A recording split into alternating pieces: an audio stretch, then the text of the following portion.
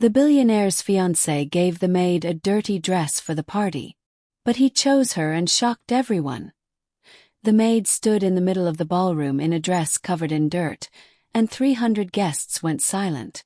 She had 30 minutes to prove she didn't sabotage the biggest night of her employer's life, or she would lose everything, including her daughter's home. Nobody could explain how a torn, muddy uniform ended up hanging in her closet instead of the gown she was promised. The billionaire looked at his fiancée's smiling face, then at the maid's trembling hands, and something inside him quietly shifted. What he found in his fiancée's phone 20 minutes later would end the engagement people called a fairy tale. Welcome back to another emotional story where every secret has a price and every lie eventually finds daylight. If you love stories about betrayal, quiet strength, and justice that arrives right on time, you're exactly where you need to be.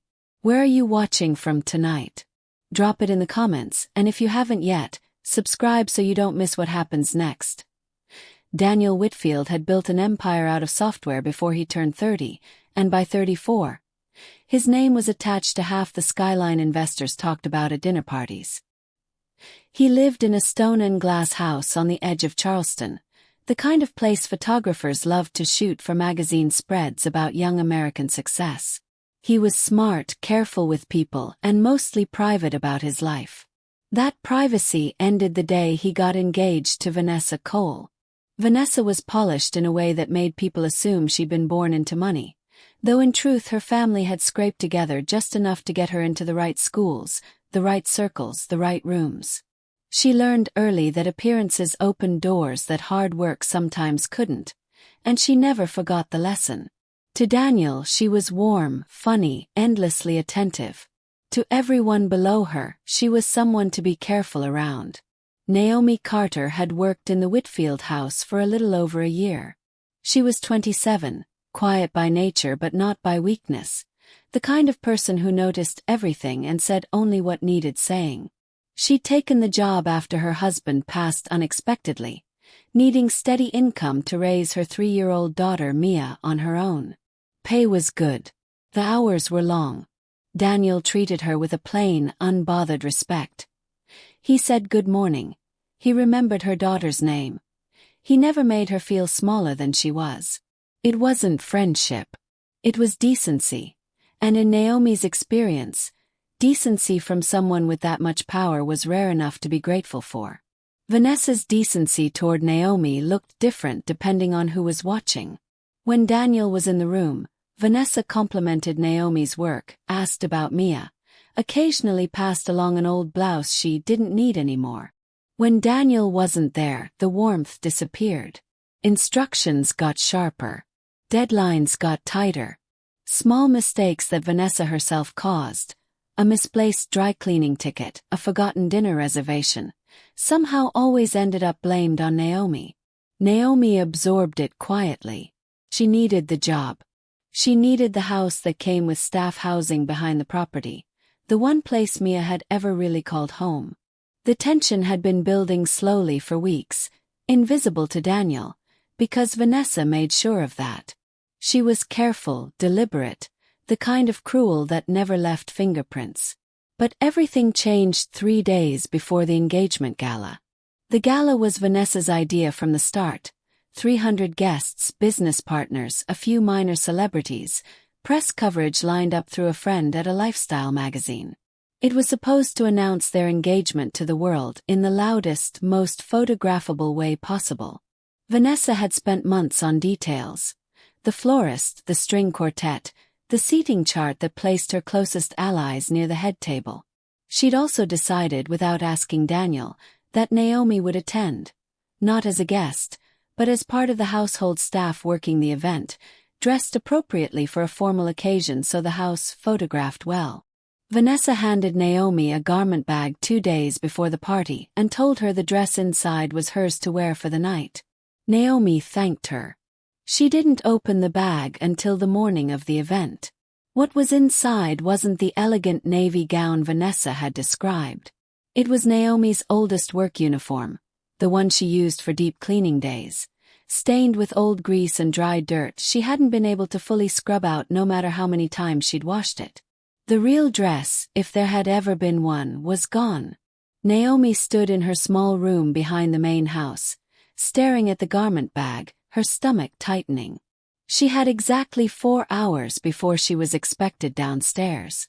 She thought about saying something to Daniel directly, then thought better of it. Vanessa had a talent for turning complaints into complaints about the person complaining. Naomi decided instead to try Vanessa first, professionally, calmly, the way she handled everything. She found Vanessa in the East Wing, already half-dressed for the evening, sipping champagne with 2 of her bridesmaids. "There's been some kind of mix-up," Naomi said carefully. "The dress in the garment bag. It's not what we talked about." Vanessa turned, and for just a second, something flickered across her face before the concerned mask slid into place. "That's strange," she said. "I dropped it off myself. Maybe housekeeping mixed up the bags." She smiled, gentle, apologetic. "I'm sure we can find you something else. Don't worry about it." Naomi wanted to believe her. She almost did.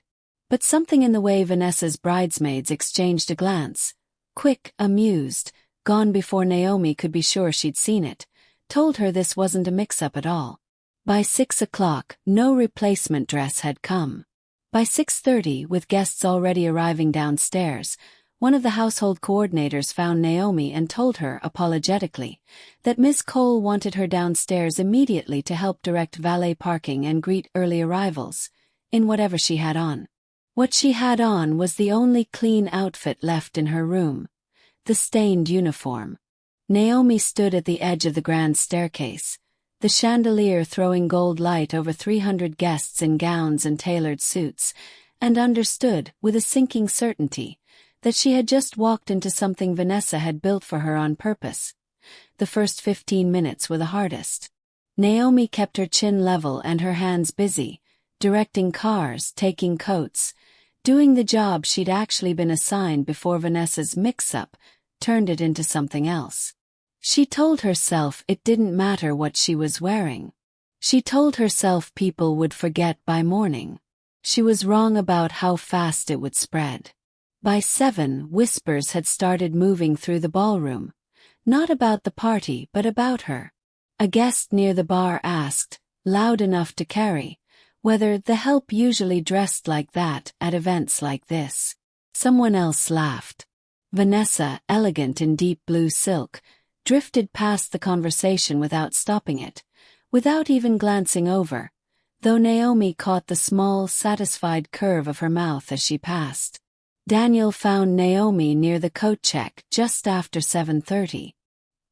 He'd been occupied with investors and family friends most of the evening, the kind of obligatory small talk that came with hosting 300 people, and it wasn't until a business partner made an offhand comment, "Rough night for your staff, huh?"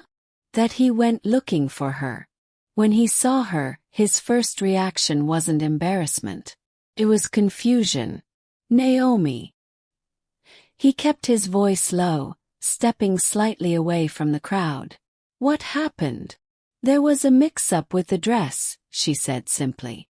She wasn't going to accuse anyone in the middle of a party with no proof. "I didn't have another option in time."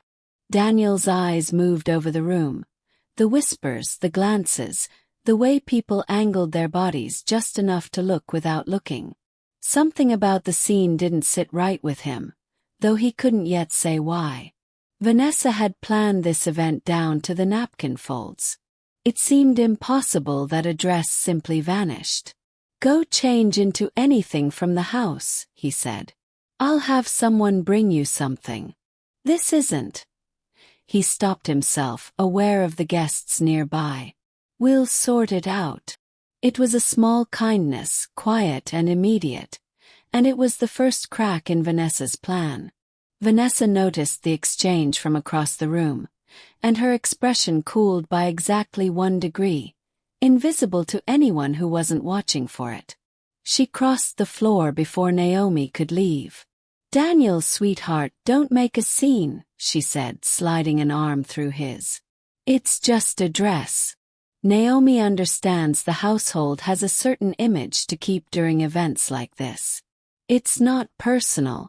She turned to Naomi with the practiced warmth she reserved for public moments. You're doing a wonderful job tonight, by the way. Naomi said nothing. Daniel felt the small, sharp discomfort of being managed in front of a room, and though he let it go for the moment, he filed it away. The way Vanessa had smoothed over the situation instead of asking a single question about how it happened. The evening moved forward. Champagne toast. A speech from Vanessa's father about welcoming Daniel into the family. Photographers circling for the engagement announcement. And beneath all of it, Naomi worked, changed briefly into a plain black dress from the housekeeper's closet that Daniel quietly arranged, and finished her shift with her dignity mostly intact, though the whispers followed her the rest of the night. It was nearly 11 when the second strange thing happened. Daniel was searching for his phone charger in Vanessa's overnight bag. She'd asked him to grab it while she was finishing photos, when he noticed a text notification lighting up her second phone, the one she used for work, though Vanessa didn't technically have a job beyond managing her own social calendar. The message was from a contact saved simply as K. Did the dress thing work? Guests are already talking. Lol. He stared at it for 3 full seconds before the screen dimmed. Could have meant anything. Probably meant nothing. But it sat in his chest like a stone for the rest of the night, and later, lying awake beside Vanessa as she slept peacefully after what she clearly considered a triumphant evening, Daniel found himself replaying the moment on the staircase. Naomi in that ruined dress, and the small, satisfied look on his fiancée's face that he'd told himself he imagined. He hadn't imagined it. He was starting to understand that. The days after the gala should have been full of engagement congratulations and wedding planning. Instead, Daniel found himself quietly distracted, running the dress incident over and over, looking for an explanation that made sense and finding none that satisfied him. He didn't confront Vanessa directly. Not yet. He'd learned, in business and in life, that confronting someone before you had real answers only taught them to hide better. Instead, he did something he rarely did. He checked the house's security footage. The Whitfield estate had cameras in common areas for insurance purposes, mostly ignored, mostly forgotten. Daniel pulled up the footage from the morning of the gala, scrubbing through hours of empty hallways until he found what he was looking for. Vanessa, at 9:14 that morning, walking into the staff wing carrying a garment bag. 14 minutes later, she walked out carrying a different bag, smaller, folded differently. It wasn't proof of anything specific, but it confirmed what Naomi had said. Vanessa had been in that hallway. Vanessa had swapped something. He sat with that knowledge for 2 days, unsure what to do with it, feeling for the first time in his relationship like he was looking at Vanessa from outside a window instead of standing beside her. Meanwhile, Naomi was dealing with a different kind of pressure. Word of the dirty dress incident, as the staff had started calling it in hushed conversations, had reached the household coordinator, a woman named Patricia who managed staff scheduling and had little patience for drama. Patricia called Naomi into her office on Tuesday morning, and though her tone was professional, the message was clear. Ms. Cole had expressed concerns about Naomi's reliability and appropriateness for events, and Patricia needed to document the complaint, standard procedure, nothing personal. Naomi listened without interrupting. When Patricia finished, she asked a simple question. Did anyone check what actually happened to the dress I was supposed to wear? Patricia hesitated. There wasn't really an investigation. Ms. Cole said it was a scheduling error. It wasn't an error, Naomi said quietly. I saw the garment bag before I left it in my room the night before. It had the right dress in it then. It was the most direct thing Naomi had said since the party, and it surprised even her.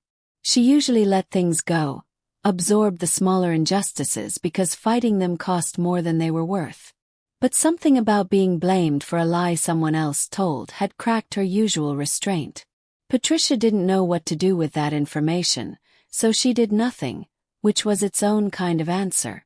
Naomi returned to her room that evening, tucked Mia into bed, and sat by the window for a long time, wondering how much longer she could keep absorbing things quietly before there was nothing left to absorb.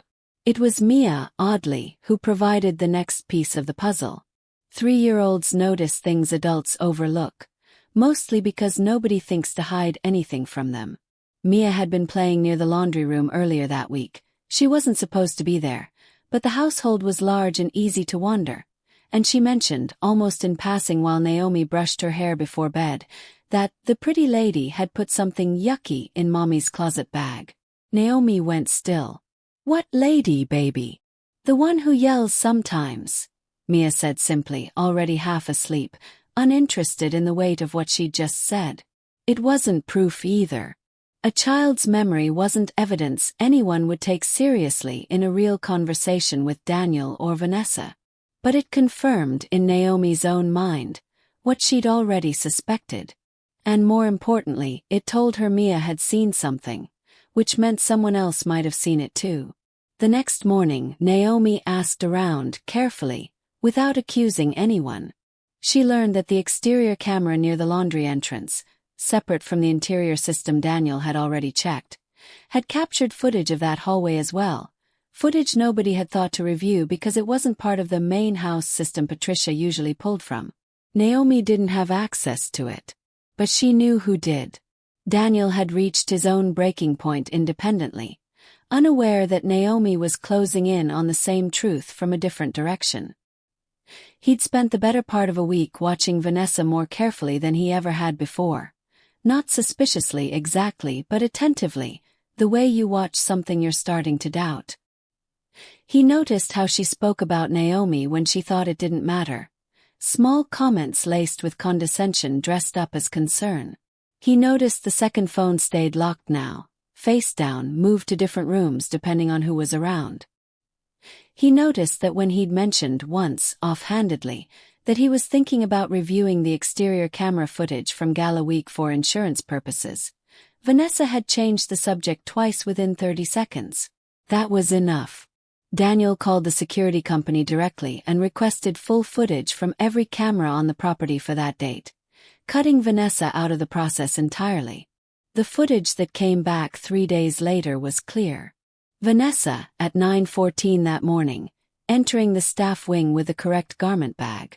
Vanessa, at 9:19 in the laundry room alone, removing the navy gown and replacing it with the stained uniform from a bin marked for donation.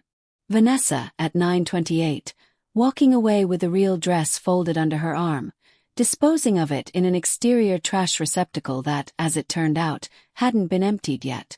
Daniel sat in his study with the footage paused on Vanessa's face. Mid-laugh, checking her phone as she zipped the garment bag closed, and felt something in his chest go cold and still. It wasn't rage, not yet. It was clarity, sharp and unwelcome, the kind that arrives right before everything you believed about someone quietly falls apart. He didn't confront her that night. He wanted to be sure completely before he said anything he couldn't take back, and there was still the matter of the text message. Did the dress thing work? Which implied Vanessa hadn't acted alone. He found Kay in her contacts the next day when her phone briefly unlocked on the kitchen counter. Kimberly, one of her bridesmaids, the same one who'd exchanged that knowing glance with Vanessa the night of the gala. He had what he needed. Motive was still unclear. Jealousy, control, some smaller cruelty Vanessa had nursed for months, but the facts were no longer in question. The confrontation happened on a Thursday evening, in the same ballroom where the gala had taken place, though this time it was empty except for catering staff clearing away the last of the wedding planning samples Vanessa had ordered for the head table. "I want to ask you something," Daniel said, keeping his voice level. "And I want the truth the first time." Vanessa smiled, unaware. "Okay. What happened to Naomi's dress the morning of the gala?" The smile held for a second too long before it faltered. "I told you there was a mix-up with. I have the footage, Vanessa." The room went very quiet. Vanessa's expression cycled through something almost like panic before settling into practiced composure, the same tool she'd used on every difficult moment of her life. It was one dress, Daniel. I don't understand why this is such a big deal. She's staff. I wanted the household to look a certain way. You didn't just take a dress, Daniel said.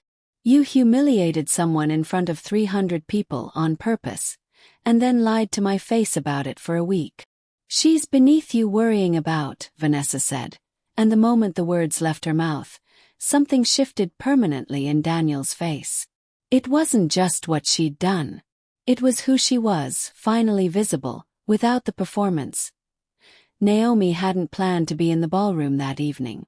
She'd come to return a set of folded linens to the catering staff and stopped, frozen, at the edge of the room when she heard her name in the middle of what was clearly not a conversation meant for her ears.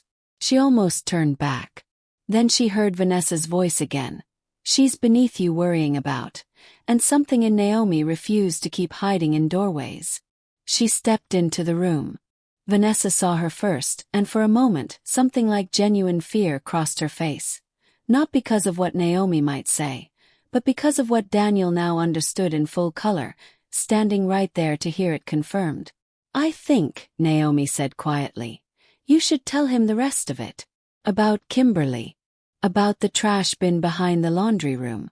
Since we're being honest tonight. Vanessa's composure cracked completely. You've been spying on me. No, Naomi said.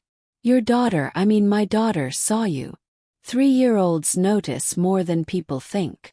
Daniel looked between the two women, and for the first time in the entire ordeal, something like relief moved through him. Not because the truth was pleasant, but because it was finally, fully out in the open with no more room for excuses. I know everything, Vanessa, he said. The footage, the text to Kimberly, all of it. I'd like you to leave tonight. Vanessa's mask disintegrated entirely, replaced by something sharper and uglier. The personality she'd hidden from Daniel for 2 years finally showing itself in full. You're choosing her. Over me. Over everything I've built for us. This wedding, this image, this. I'm not choosing anyone, Daniel said. I'm ending something that was never what I thought it was. Vanessa left the estate that night, and within a week, word had quietly spread through the same social circles that once praised her engagement. Not through anything Daniel said publicly, but through Kimberly, who, facing her own fallout, told enough people the truth to protect herself. Vanessa's reputation, built so carefully on appearances, unraveled just as carefully as it had been constructed. Daniel didn't publicly humiliate her in return. He didn't need to. The consequences she faced, cancelled friendships, a broken engagement announced quietly instead of celebrated loudly, the loss of the image she'd spent years curating, were consequences she'd built for herself. For Naomi, the resolution was smaller and quieter, but it mattered more. Daniel apologized to her directly, plainly, without excuses. I should have asked more questions sooner, he said. I'm sorry it took this long. You believed me eventually, Naomi said. That's more than a lot of people would have done. He offered her something else too. Not out of guilt, but out of genuine respect for how she'd handled an impossible situation with more grace than most people could manage. A promotion to house manager, a raise that meant she and Mia could finally move out of the staff housing and into a place of their own. And, because Mia had, in her own 3-year-old way, been the one who helped uncover the truth, a standing invitation to the main house whenever she wanted, no longer as staff, but as someone Daniel genuinely respected. Months later, at a much smaller, much quieter gathering. No press, no 300 guests, just close friends celebrating Daniel's engagement to someone new, a woman he'd met through mutual friends who had nothing to do with appearances or image. Naomi attended not as staff, but as a guest, wearing a dress she'd chosen herself, standing tall in a room that no longer whispered about her. Mia, now a little older, sat on Naomi's lap during dinner and asked, with the simple honesty only children have, "Are we happy now, Mommy?" Naomi smiled, and for the first time in a long time, meant it completely. "Yeah, baby. We're happy now." If you were in Naomi's position, Would you have stayed quiet or spoken up sooner? Let us know in the comments below. If this story moved you, subscribe for more, and we'll see you in the next one.